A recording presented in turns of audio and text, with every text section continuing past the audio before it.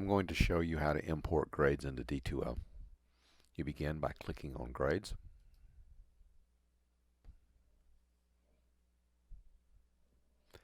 Now, if you're not taken to this screen because you can change the settings, you need to click on Enter Grades because you need to be on this screen.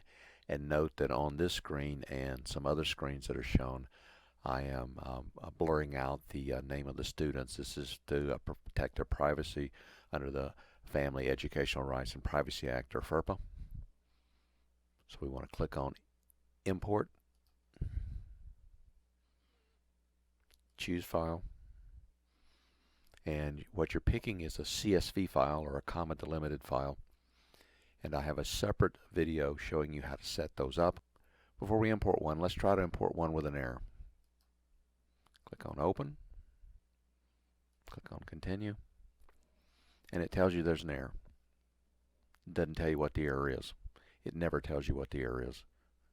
I mean, it knows. It was able to tell you there's an error.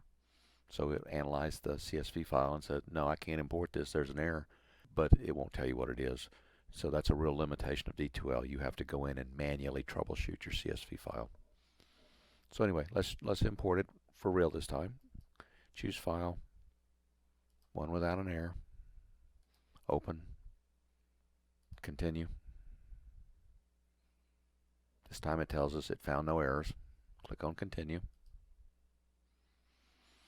It shows us everything that's being imported, and when something's being changed like it is here, it shows you the old value and what is changing it to. Here it's showing you that a blank value is being converted to a value, and again I've hidden the student names due to FERPA. Click on Import,